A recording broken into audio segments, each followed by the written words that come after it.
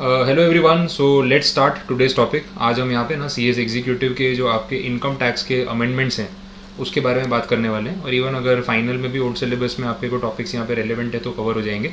Majorly हम बात इस चीज़ पे कर रहे हैं कि जो एवाई है असेसमेंट ईयर 24-25 उसके जो अमेंडमेंट्स आए हैं इनकम टैक्स में जीएसटी में, तो उसके रिगार्डिंग मैं ये लेक्चर रिकॉर्ड कर रहा हूँ आपके लिए। तो जो अपने नोट्स हैं उसमें हम टॉपिक वाइज या चैप्टर वाइज देखते जाते हैं, जहाँ जहाँ पे भी जो अमेंडमेंट्स आए हैं बिकॉज ऑफ एवाई 24-25 तो वो हम टारगेट करते जाएंगे और मैं आपको सारे डिस्कस करवा दूंगा। तो वैसे करके शुरुआत करते हैं, चलिए देखते हैं।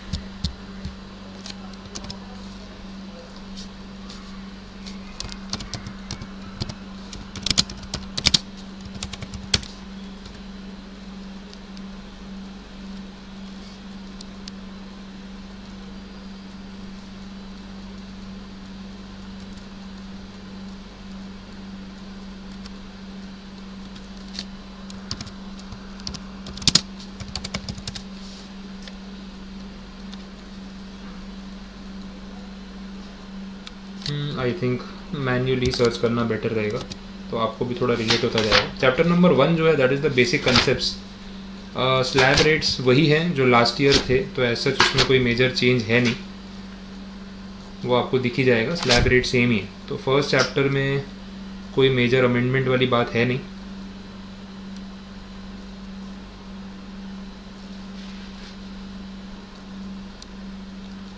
तो आप उसको स्किप करके आगे बढ़ सकते हैं। Chapter number 2 that is related to residential status. इसमें भी जो लास्ट ईयर तक पॉइंट्स थे वही के वही कवर हो रहे हैं, नो अमेंडमेंट्स।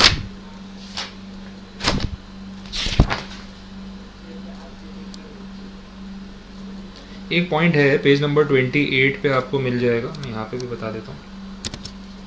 इतना खास डिटेल में जाएंगे नहीं तो चलेगा, तो ऐसा आप उसकी क्वेरी नहीं निकालेंगे तो इट इज़ ओके। यहाँ पे एक पॉइंट ऐड किया गया है,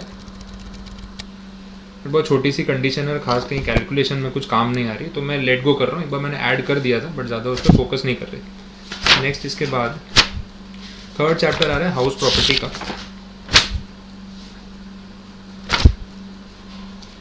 हाउस प्रॉपर्टी में भी लास्ट ईयर के कंपैरिजन में कोई चेंजेस नहीं, ठीक है। इसके बाद अगला चैप्टर, हाँ, पीजीबीपी का टॉपिक आ चुका है, one of the major topics.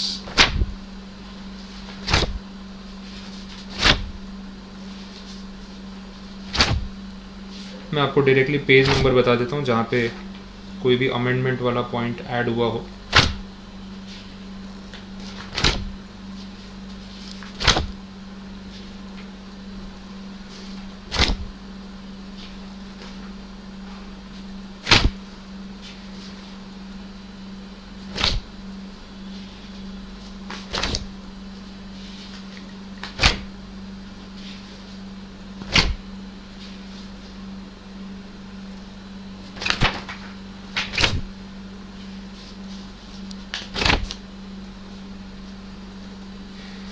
Directly आप आ सकते हैं पेज नंबर 103।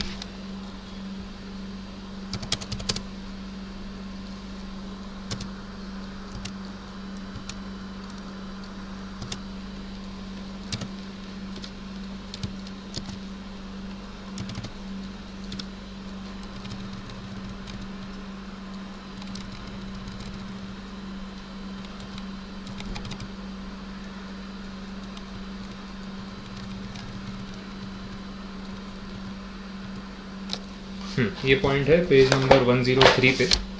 43B वाला जो सेक्शन है अपना, जहाँ पे पेमेंट बेस्ड डिडक्शंस होते हैं, उससे कनेक्शन में बात हो रही है। Majorly this is related to MSME।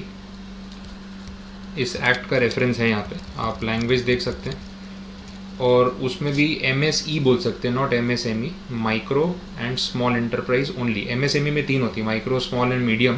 तो यहाँ पे सिर्फ बात हो रही है माइक्रो और स्मॉल की, हम मीडियम की बात नहीं कर रहे, ठीक है। तो इसमें इन्होंने एक्सप्लेन किया हुआ है लैंग्वेज के साथ। मैं आपको पॉइंट बता देता हूँ। Any sum payable by the assessee to micro and small enterprise beyond the time limit specified in section 15 of the MSME act shall be allowed irrespective of the previous year in which the liability to pay such sum was incurred by the assessee according to the method only in computing the income referred to in the section 28 of that previous year in which such sum is actually paid by him. तो in short ऐसा है कि आपको अगर MSEs को payment करना है, micro and small enterprises को, और उसका खर्चा एक्सपेंस में क्लेम करना है, तो वो एक डिसाइडेड टाइम लिमिट, जो स्पेसिफाइड टाइम लिमिट है ना, उसके अंदर आपको पे ऑफ कर देना पड़ेगा. नहीं करेंगे तो डिडक्शन नहीं मिलेगा. That is the basic point.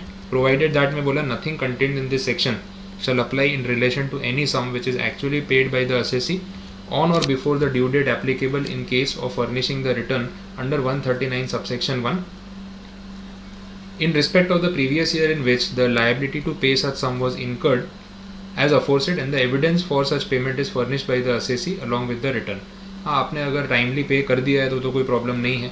In short अगर आप पेमेंट करना चाहते हैं तो जो डेडलाइन है वो कौन सी रहेगी, 139 सबसेक्शन 1 की. That is the normal due date for filing the return of income. उस सेंस में बात हो रही है यहाँ पे. Nothing contained in this section except the provision of clause H shall apply. मतलब इसके अलावा जो बाकी ऊपर के क्लॉजेज आपको दे रखे हैं ना, ये वाले, इन सब में डेडलाइन क्या एप्लीकेबल रहेगी, 139(1). लेकिन MSME वाला जो पॉइंट है, जो क्लॉज H की बात हम यहाँ पे कर रहे हैं, ये जो पॉइंट है, इसमें डेडलाइन कौन सी एप्लीकेबल रहेगी, जो स्पेसिफाइड टाइम लिमिट के बारे में यहाँ पे आपको बोला हुआ है. ठीक है, डन. अब MSME या MSE, micro and small enterprise का एग्जैक्ट मीनिंग क्या है वो यहाँ पे बताया हुआ है. ये हमने SBIL या SBEC के सिलेबस में भी पढ़ा हुआ है, वो सेम लिमिट है. माइक्रो एंटरप्राइजेस वो मानी जाएंगी जहाँ पे प्लांट एंड मशीनरी में जो इन्वेस्टमेंट है वो 25 लाख या उससे कम होगा. स्मॉल तब मानी जाएगी जब 25 लाख से 5 करोड़ के बीच का इन्वेस्टमेंट होगा. तो ये लर्निंग डेटा है, आप देख सकते हैं इसको जितना आपको याद रहे, बट मेन पॉइंट तो वो पेमेंट वाला है. अच्छा, अगली सिचुएशन ये है कि जो ये स्पेसिफाइड टाइम लिमिट बोली थी, ये स्पेसिफाइड टाइम लिमिट कितनी है, दिस इज़ 45 डेज़. ये आपने जनरली आजकल न्यूज़ मीडिया में भी काफ़ी डिस्कशन हुआ, टेक्सटाइल में भी काफ़ी डिस्कशन हुआ इसको लेके, 45 डेज़ में पेमेंट करना पड़ेगा ये वो. तो ये वही एग्जैक्टली सिचुएशन यहाँ पे दे रखी है. This is 45 days.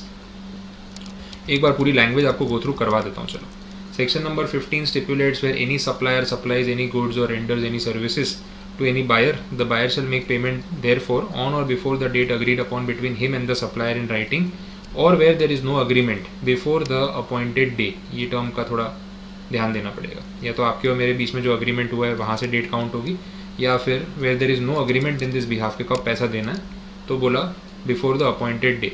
ठीक है, तो वो अपॉइंटेड डेट क्या है वो भी आगे उन्होंने क्लैरिफाई किया. Provided that in no case the period agreed upon between the supplier and the buyer in writing shall not exceed 45 days from the day of acceptance or the day of deemed acceptance. मतलब जिस दिन आपने accept कर लिया कि हाँ भाई मैंने पैसे देने हैं, तो 45 डेज़ के अंदर पेमेंट हो जाना चाहिए. From the above it is clear that करके सेम बात लिखी है.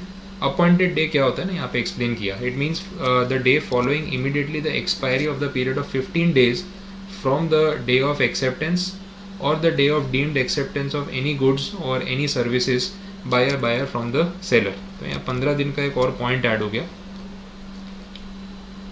तो ये तो तभी होगा जब कोई अग्रीमेंट नहीं है. अगर कोई अग्रीमेंट है तो आज मैंने अग्रीमेंट कर लिया है तो उसके 45 डेज़ में मुझे आपको पैसा देना है. लेकिन पेमेंट को लेके अगर कोई अग्रीमेंट नहीं हुआ तो बाई डिफ़ॉल्ट क्या माना जाएगा, तो बाई डिफ़ॉल्ट के लिए कंडीशन है कि अपॉइंटेड डे से 45 डेज़ देखा जाएगा. और अपॉइंटेड डे होते क्या है, तो बोला it means the day following immediately after the expiry of the period of 15 days from the day of acceptance of any goods. जिस दिन आपने गुड्स मुझसे एक्सेप्ट किए उसके बाद 15 दिन ख़त्म होते ही अपॉइंटेड डे आ गया, और यहाँ से 45 डेज़ के अंदर पेमेंट जो है मुझे आपको पे करके क्लियर करना पड़ेगा. सो ये इस तरीके की कंडीशन है. 15 डेज़ वाला पॉइंट खास ध्यान रखना. अग्रीमेंट है तो कोई प्रॉब्लम नहीं. आज अग्रीमेंट हो गया कि भाई मैंने गुड्स एक्सेप्ट कर लिए या आज से हम ये पेमेंट का काउंट स्टार्ट करेंगे, तो वहाँ से 45 डेज़ ही है इन नॉर्मल. बट कुछ बोला नहीं हो, कोई अग्रीमेंट कोई डिसीजन नहीं हुआ इस चीज़ को लेके, तो अपॉइंटेड डे से 45 डेज़. ना व्हाट इज़ अपॉइंटेड डे, तो अपॉइंटेड डे मतलब जिस दिन आपने गुड्स एक्सेप्ट कर लिए या मान लिया जाएगा कि आपने एक्सेप्ट कर लिए, वहाँ से 15 डेज़ और फिर वहाँ से 45 डेज़. तो टोटल देखा जाए तो गुड्स के एक्सेप्टेंस से 60 डेज़ हो जाएंगे, ये भी हम बोल सकते हैं. डन. तो ये एक आपका अमेंडमेंट वाला पार्ट जो है यहाँ पे कवर अप हो चुका है. नेक्स्ट आगे देखते हैं.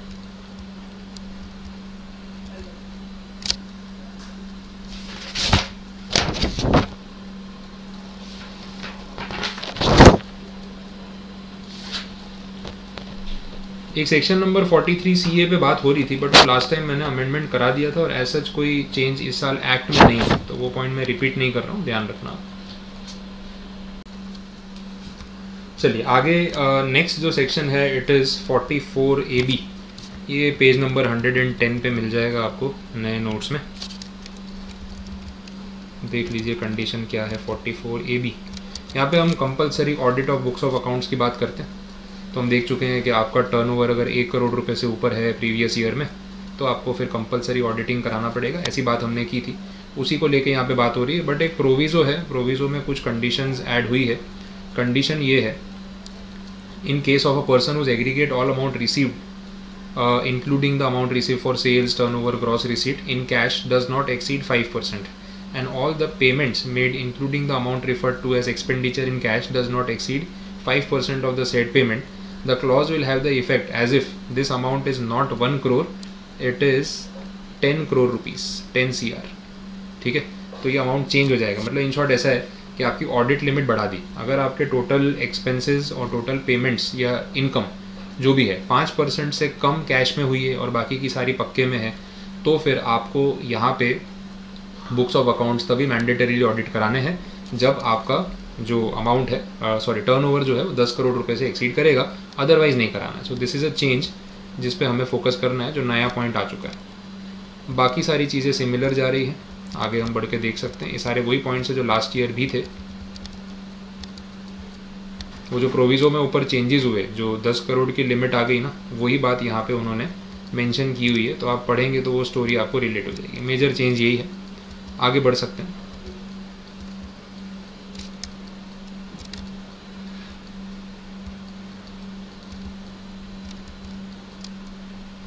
(44AD) में भी वो सेम स्टोरी, वैसा ही फॉर्मेट। मीन्स 44AD जो प्रिजम्पटिव इनकम की बात कर रहा है, उसमें हमने देखा था वो लिमिट रहेगी 2 करोड़ रुपए के टर्नओवर की, कि 2 करोड़ रुपए तक का अगर आपका टर्नओवर है तो आप प्रिजम्पटिव इनकम में जा सकते हैं। तो वो कंडीशंस हमने पिछली बार भी देखी है। प्रोविज़ो में जो उन्होंने चेंज किया है वो ये है कि अगर आपका खर्चा और आपके पेमेंट्स जो कैश वाले हैं, जो इनकम है वो 5% से कम कैश में है, तो ये लिमिट 2 करोड़ के बदले कितनी हो जाएगी, 3 करोड़। इन शॉर्ट ऐसा है कि अब 44AD में एक असेसी 3 करोड़ रुपए तक के टर्नओवर पे हो तो भी कवर हो सकता है, या अपने आप को कवर कर सकता है, कंडीशन कि उसके कैश ट्रांजैक्शंस 5% से कम होने चाहिए। ठीक है, तो 2 करोड़ के बदले लिमिट 3 करोड़ तक आपको मिल जाएगी अगर आपने ये 5% वाली लिमिट जो है वो फुलफिल कर दी। बाकी कोई चेंज नहीं है।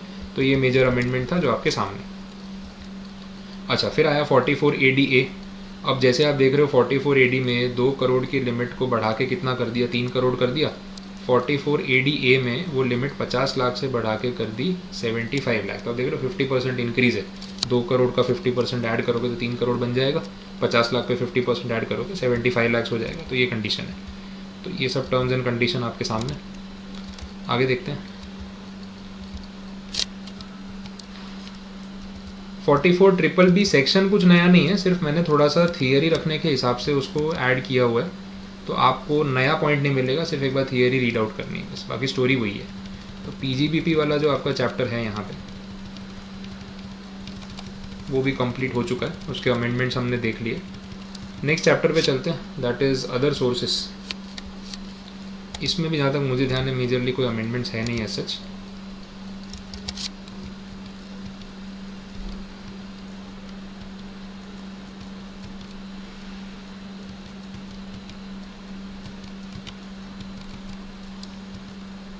ये सब जो हाईलाइटेड पॉइंट्स है वो लास्ट टाइम कवर हो गए थे, उसी पे बेस्ड है। तो आप उससे कंफ्यूज मत हो ना, आपके नोट्स में आप देखोगे तो वैसे भी समझ में आ जाएगा।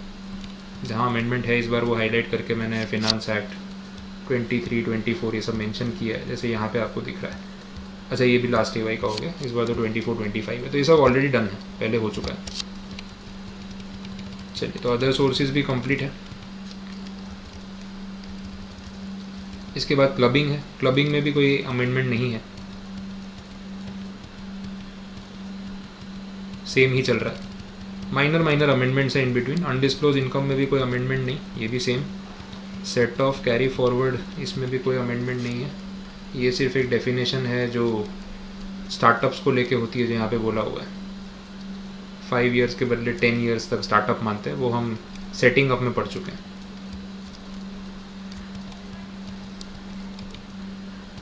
ठीक है, पुराना चेंज है। एडवांस टैक्स में कोई अमेंडमेंट्स नहीं, तो काफ़ी क्विकली आपके कवर हो जाएंगे। इंटरेस्ट वाले पॉइंट में कोई अमेंडमेंट नहीं, सेम चल रहा है। हाँ, अब आ गए डिडक्शंस, ये भी देख लेते हैं।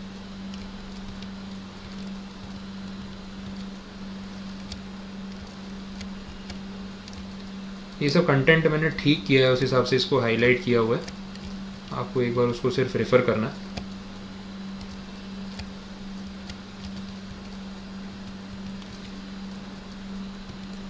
ये भी लास्ट ईयर के चेंजेस हैं।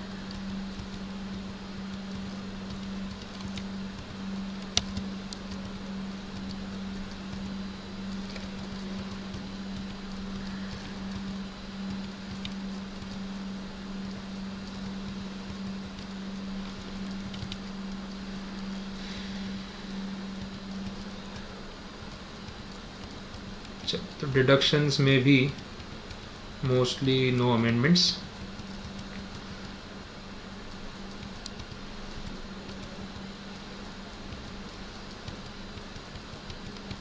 चलिए, डिडक्शन वाला चैप्टर भी आपका कवर हो चुका है, तो ये भी टेंशन कम। नेक्स्ट देखें टीडीएस, इसमें भी नहीं होंगे। मैंने इसलिए एक्चुअली फिर वो लेक्चर्स जो है फिर से रिकॉर्ड नहीं किए थे, पर्पस वही था कि चेंजेस बहुत कम है।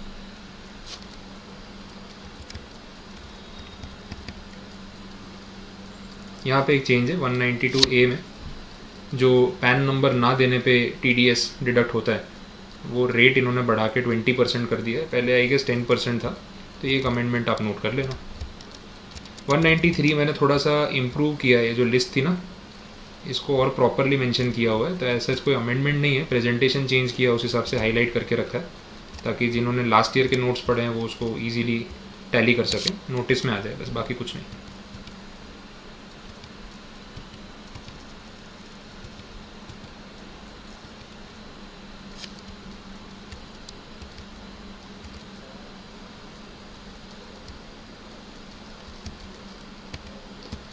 ओके, ये एक चेंज ऐड हुआ है 194B, winnings from lotteries crossword puzzles. ये हम पहले सेक्शन तो पढ़ ही चुके हैं, देखते हैं करेक्शन क्या है।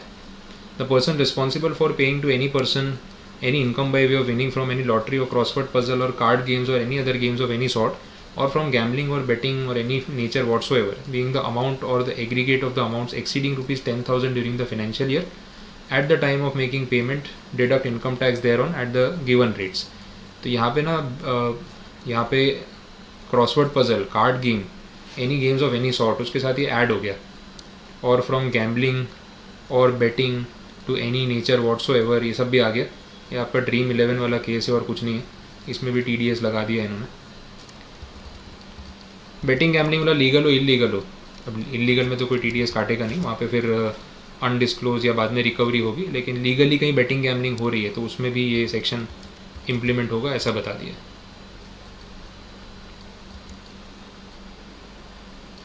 प्रोवाइडेड फर्दर दैट में बोला है nothing contained in this section shall apply to deduction of income tax on winnings from any online game on और आफ्टर 1 अप्रैल 2023। तो उसका रीज़न क्या है? वो उसका रीज़न ये है कि आपको ये सेक्शन ना आगे नया ही मिल जाएगा, ये देख लो। इसके बदले ना अलग सेक्शन बना दिया, तो बोले 194B में से बाहर निकलते हैं, अलग सेक्शन बना देते हैं और उसमें जो है टीडीएस लगा देंगे। तो ऑनलाइन गेमिंग जो हो रहा है, ये पोकर वाली गेम्स है या फिर वो रमी वाली गेम्स है या फिर ड्रीम 11 व्हाट्सओएवर, तो उसके लिए अलग से इन्होंने एक सेक्शन ही बना दिया और बोला ये सब भी अब टीडीएस में कवर हो जाएगा, और ये पूरा डिटेल एक्सप्लेन कर दिया। तो अब लैंग्वेज पढ़ोगे तो पॉइंट वही मिलेगा, टीडीएस का रेट भी वही है, 30% ही है। तो आप अगर ऑनलाइन कोई गेम्स खेलते हो जहाँ पर रियल मनी आप जीत रहे हो, तो वो विनिंग्स का जो भी अमाउंट रहेगा उस पर 30% टीडीएस माइनस करके बाकी का जो पेमेंट है वही आपको मिलेगा, ये ध्यान रखना। ठीक, 194BB में भी वो अमाउंट की बात की जो हॉर्स रेस वाले केस में होता है, सेम टॉपिक चल रहा है, थोड़ा लैंग्वेज को इम्प्रूव कर दिया और कुछ नहीं, बाकी सारी चीज़ें भी ऐड ऑन कर दी।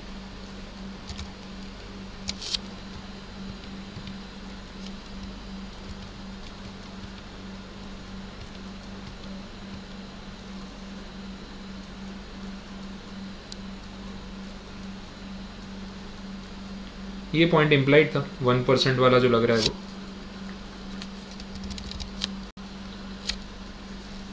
जो 1% TDS कटेगा इमूवेबल प्रॉपर्टी के पेमेंट पे, तो उसमें बोल दिया सच सम ऑफ ट्रांजैक्शन और stamp duty value whichever is higher, तो वो कंडीशन तो आनी थी, तो अंडरस्टूड है। आगे बढ़ जाते हैं।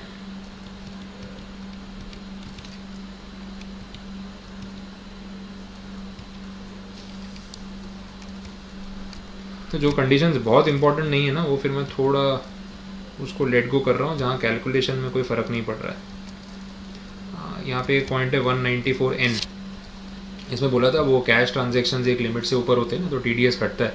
1 करोड़ से ऊपर अगर आपका कैश ट्रांजेक्शन है तो बैंक वाला 2% TDS काटेगा, ऐसी बात हुई थी। फिर जो रिटर्न नहीं भर रहा है लास्ट 3 साल से, उसके लिए ये वाली लिमिट थी कि 20 लाख से ऊपर जाते ही TDS कट जाएगा 2%, और 1 करोड़ से ऊपर जाते ही TDS कट जाएगा 5%। तो ये कंडीशन हो रही है। अब इसमें प्रोवाइडेड दैट में क्या लेके आए, अगर रिसिपिएंट पैसा रिसीव करने वाली एंटिटी कोऑपरेटिव सोसाइटी है तो उसके विड्रॉल्स पे 1 करोड़ के बदले लिमिट क्या लग जाएगी, 3 करोड़। तो उनका 3 करोड़ तक TDS नहीं कटेगा, सिंपल ये ध्यान रखना है। तो ये एक स्पेशल पॉइंट हो गया, ओल्ड सिलेबस में MCQ में काम आ सकता है, अदरवाइज ऑब्जेक्टिव में भी एंट्री में काम आ सकता है, इम्प्लाइड है।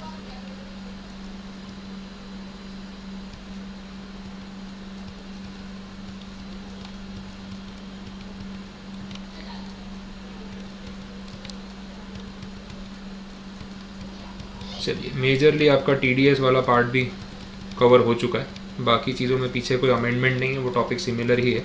लास्ट में तो फिर ये टेबल रखा हुआ है, तो वो अपने स्किप करके जो है आगे बढ़ सकते हैं फटाफट। नेक्स्ट चैप्टर आ चुका है आपका, दैट इज़ कैपिटल गेन। हाँ, इसमें कोई अगर अमेंडमेंट हो, प्रोबेबल है, हो सकते हैं।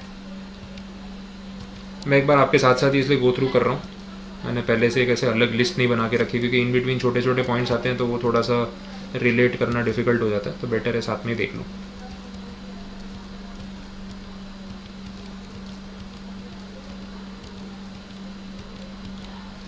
एक ये 45 सबसेक्शन 4 मैंने नहीं कराया है, नीड नहीं लग रही है तो आप इग्नोर कर सकते हो, तो नहीं मिले वीडियो में तो टेंशन मत लेना। मैंने बैच में भी वो डिस्कस नहीं कराया, रखा था एक बार कंटेंट में कि बाई चांस लगा के करवाने की नीड है तो देख लेंगे, अदरवाइज इट इज़ ओके।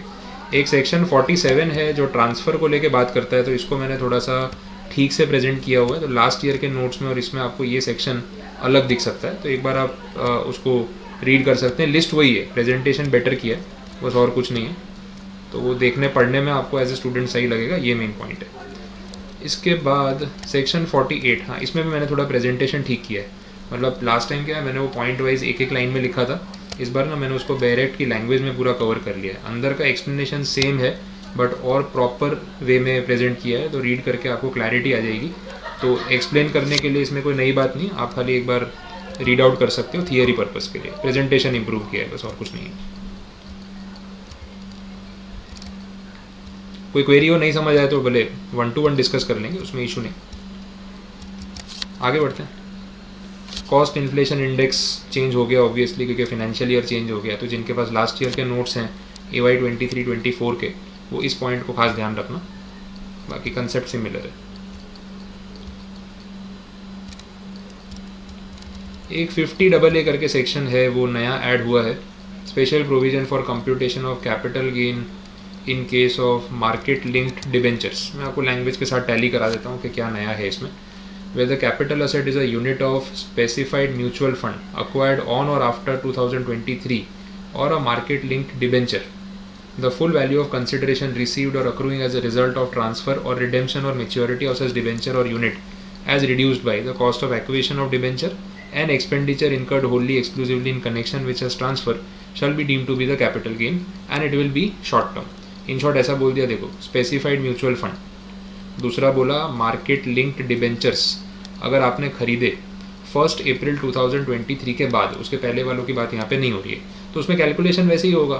फिर आपने उसको बेच दिया, खरीदे 1 अप्रैल 23 के बाद थे, फिर उसको आपने बेच दिया और उसमें सेल कंसिडरेशन आया, उसमें आपका कॉस्ट ऑफ एक्विजिशन लेस हुआ, उसमें आपके ट्रांसफ़र एक्सपेंसेस लेस हुए, ये सब लेस करने के बाद जो भी बचा, जो कैपिटल गेन आया, वो कौन से नेचर का माना जाएगा, शॉर्ट टर्म। इम्प्लाइड है ना, 12 महीने हुए ही नहीं तो शॉर्ट टर्म ही हो गया, तो कोई खास बात नहीं बोली है, सिर्फ इन चीज़ को हाईलाइट किया। What is market link debenture, what is specified mutual fund, ये अगर आपके माइंड में क्वेरी हो तो उन्होंने बोला हुआ है। या स्पेसिफाइड म्यूचुअल फंड वो हैं जो डेट फंड की कैटेगरी में जा सकते हैं, जिसमें इक्विटी वाला जो अलोकेशन है ना वो 35% से कम है, ठीक है। एक होता है इक्विटी ओरिएंटेड फंड जहाँ 65% मिनिमम इक्विटी में इन्वेस्ट होता है, ये है स्पेसिफाइड म्यूचुअल फंड जहाँ पे इक्विटी इन्वेस्टमेंट 35% से कम है, ठीक है। तो ये इसका मीनिंग हो गया। तो सेक्शन बड़ा सिंपल है, अब आप पूरा पढ़ोगे तो आपको स्टोरी आराम से रिलेट हो जाएगी।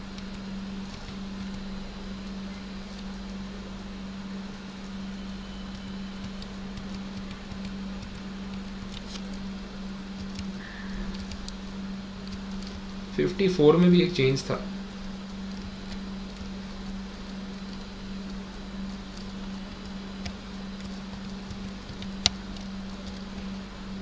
ये जो पॉइंट्स हैं ये खास समझ लें।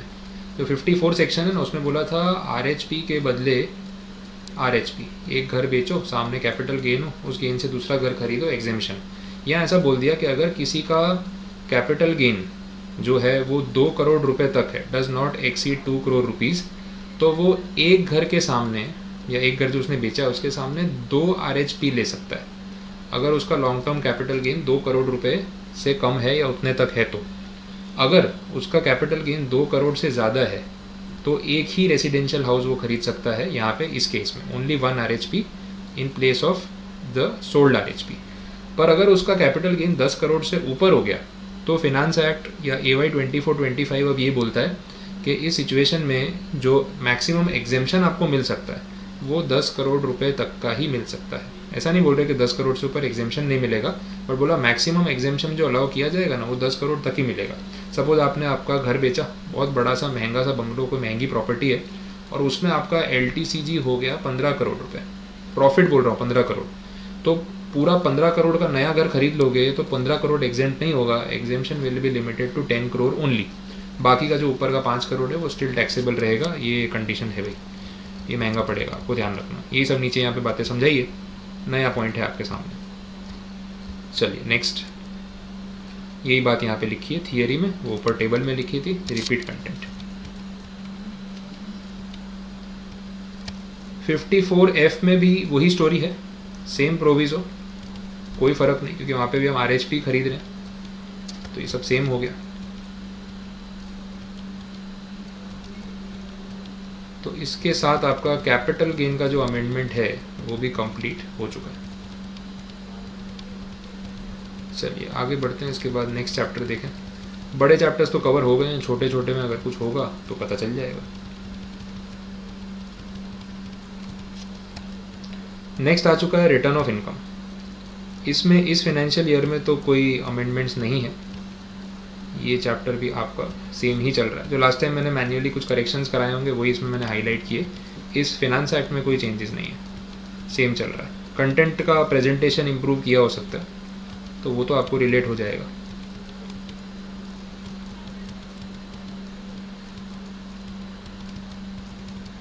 चलिए, तो रिटर्न ऑफ इनकम भी डन है।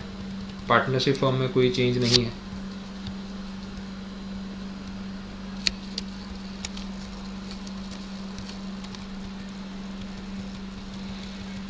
तो ये सब चैप्टर से आगे बढ़ सकते हैं।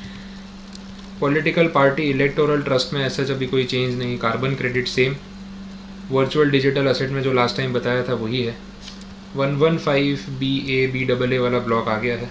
इसमें एक अमेंडमेंट जो हुआ है वो आपको बता दूं, कहीं कहीं वो 31 मार्च 23 का 24 किया होगा, वो तो हर साल आगे बढ़ने वाली चीज़ है। Main point is this, 115 BAC जो स्कीम है ये टेबल चेंज हो गया है। लास्ट ईयर के जिनके पास नोट्स हैं उसमें ना वो 2.5 लाख के स्लैब है, 2.5 फिर 2.5 से 5, 5 से 7.5, फिर 7.5 से 10, 10 से 12.5 ना, ये सारे स्लैब्स हैं ऐसे। फिर 12.5 से ऊपर 15 और 15 प्लस ऐसा दिया हुआ है। अब ये स्लैब्स है ना 3-3 लाख के मल्टीपल में हो चुके हैं, ये आप देख लेना, ठीक है। वो चेंज है। तो अब नया ये अभी भी 115 जो है वो ऑप्शनल स्कीम ही है, उसमें कोई फ़र्क नहीं है, सिर्फ स्लैब्स चेंज हो चुके हैं, बाकी जो फॉर्मेट है वो सिमिलर है। अच्छा, जो सरचार्ज है ना उसमें भी एक चेंज है। आपको इंडिविजुअल्स के अगर सरचार्ज ध्यान में हो तो 10%, 15%, 25%, 37% तक जाता है इंडिविजुअल। फर्स्ट चैप्टर में ये बात लिखी हुई है, ये हटा दिया। अगर आप 115 BAC ऑप्ट कर रहे हो तो 2 करोड़ से ऊपर जाते ही सरचार्ज 25%। फिर आप ठीक है, पहले जो लिमिट थी इसके आगे भी एक लिमिट थी ना, 2 से 5 करोड़ वाले में 37.5% वाली, वो 37% वाली वो लिमिट अब नहीं है। अब कोई लिमिट नहीं, मतलब 2 करोड़ के ऊपर आपका जितना भी इनकम होगा सरचार्ज मैक्स 25% ही रहेगा। 37 वाला सरचार्ज अब गायब हो चुका है। इतना चेंज इसमें रहेगा और स्लैब रेट का चेंज है, बाकी चीज़ें सिमिलर है। मैंने थोड़ा प्रेजेंटेशन सुधारा है इसमें लास्ट ईयर के कंपैरिजन में, तो वो आपको बेटर लगेगा। अंदर के पॉइंट सारे सेम है, लिखे और अच्छे तरीके से। एक नया सेक्शन और आ गया 115 BAE, ये चलता है ना, बिफोर एनीवन एल्स बे, ठीक है, तो ये वो वाला सेक्शन है। अमेंडमेंट में भी आप वैसे ही इसको इंपॉर्टेंस दे सकते हो। Tax on income of certain new manufacturing cooperative societies, देखो न्यू मैन्युफैक्चरिंग कोऑपरेटिव सोसाइटीज़ इनके लिए बना है। तो ये कोऑपरेटिव सोसाइटीज़ है, न्यू सेटअप की है, मैन्युफैक्चरिंग का काम कर रही है, तो 115 BAE में जो भी रिड्यूस्ड टैक्स स्ट्रक्चर है उनका फ़ायदा इनको मिल सकता है। ये टैक्स स्ट्रक्चर की बात यहाँ पे हो रही है, ठीक है। और कोई स्पेसिफिक कंडीशन हो तो मैं देख लूँ। where the total income of the assessee includes any income which has neither been derived from nor is incidental to manufacturing or production or article or thing in respect of which no specific tax rate has been provided separately, such income tax shall be taxed at 22% such income, and no deduction or allowance in respect of any expenditure shall be made in computing such income, provided that the income tax payable in respect of the income of the assessee deemed so under second proviso to subsection 4 shall be computed at 30%। अच्छा okay, ये थोड़ा घुमा रहे हैं, तो अपने एक काम करते हैं, इसको स्टार्टिंग से पूरा पढ़ते हैं और इंटरप्रेट करते हैं ताकि कुछ स्किप ना हो जाए। Notwithstanding anything contained in this act but subject to the provisions of the chapter other than those mentioned in the 115 BAD, क्योंकि वो कोऑपरेटिव सोसाइटीज़ का ही है, तो नॉट विद स्टैंडिंग एनीथिंग बोल दिया, बट अदर देन 115 BAD मतलब 115 BAD जो है वो ओवर राइड करेगा, ये बात समझ आ रही है। तो यहाँ पे बोला है कि टैक्स कंप्यूट होगा 15% पे, तो नॉर्मल रेट जो 115 BAE का है वो कितना है 15%। This is the new rate for this category. Provided that में बोला है कि अगर असेसी की इनकम में कोई ऐसी इनकम है जो मैन्युफैक्चरिंग या प्रोडक्शन से कनेक्टेड नहीं है और जिसके लिए और कोई स्पेसिफिक टैक्स रेट कहीं पे प्रोवाइड नहीं किया है, वहाँ पे रेट कितना लग जाएगा बाय डिफ़ॉल्ट 22%। तो अगर मैन्युफैक्चरिंग में हो, न्यू कोऑपरेटिव सोसाइटी हो तो 15%, लेकिन यही अगर मैन्युफैक्चरिंग के अलावा कोई और सोर्स से इनकम जनरेट हो रही है जिसका कोई स्पेसिफिक टैक्स रेट कहीं पे मेंशन नहीं किया हुआ है, तो उसके लिए रेट कितना 22%, स्पेशल केस हो गया। फिर बोला the assessee that the income tax payable in respect of the income of the assessee deemed so under the second proviso to subsection 4 shall be computed at 30%। जाके देखना पड़ेगा सबसेक्शन 4 में second proviso में क्या बोला है, आगे दे रखा है, इसलिए मैंने एक बार पूरा सेक्शन ही रखा है एज इट इज़ एक्ट का। ये रहा, where it appears to the assessing officer that owing to the close connection between the assessee to which this section applies and any other person or for any other reason the course of business between them is so arranged that the business transacted between them produces to the assessee more than ordinary profits, ये है more than ordinary profits which might expect to rise in such business, the assessing officer shall in computing the PGBP income for the business of this section take the amount of profit as may be reasonably deemed to have been derived from therefrom. इसका simple मतलब मैं बता देता हूँ, in short ऐसा हो गया, देखो क्योंकि 15% का टैक्स रेट एप्लीकेबल है तो कोऑपरेटिव सोसाइटी अपनी इनकम बढ़ा के दिखाने की कोशिश करेगी और इसकी जो मतलब वो डीम्ड अपने रिलेटेड पार्टीज़ वो जो होंगी वो ट्राई करेंगी कि इसकी इनकम ज़्यादा दिखा के खुद की कम दिखा दें, तो ओवरऑल अपना टैक्स रेट बच जाएगा। कहीं असेसिंग ऑफिसर को डाउट लगता है कि यार ये तो ऑर्डिनरी प्रॉफिट जो होता है उससे एक्सेस प्रॉफिट हो रहा है, इतना तो होना नहीं चाहिए, तो वो क्या करेगा ऑर्डिनरी प्रॉफिट पे आपको 15% टैक्स लगा देगा। जो एक्सेस प्रॉफिट हो रहा है ना, जो आप ज़्यादा दिखाने की कोशिश कर रहे हो, उस पर 30% का टैक्स रेट लग जाएगा जो नॉर्मली ये कंपनी पे लगता है। तो ये वो ऊपर वाला जो प्रोविजो लिखा था ना उससे कनेक्टेड ये स्टोरी यहाँ पे है, ठीक है, अब समझ आ जाएगा। ऊपर ही चलते हैं और कुछ बोला हो तो।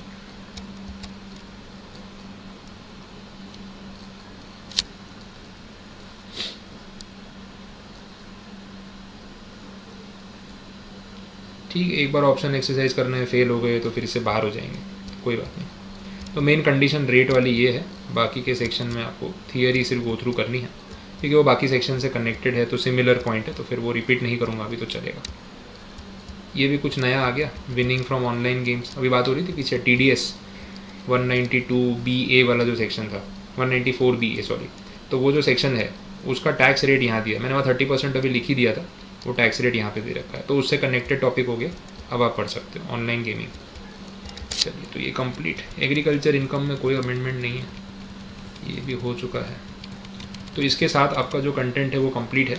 तो जो डीटी के नोट्स हैं अपने 2024-25 AY के, उसके अंदर जितने भी अमेंडमेंट्स थे जो आपके एग्ज़ाम के लिए रेलिवेंट है, वो मैं यहाँ पे करवा चुका हूँ। तो अब इसमें कोई चीज़ आपकी पेंडिंग नहीं है, ठीक है। तो बाकी अगर आपको इंडिविजुअली कोई क्वेरी हो तो आप कॉन्टैक्ट करके पूछ सकते हैं, ठीक है। So thank you so much and all the best.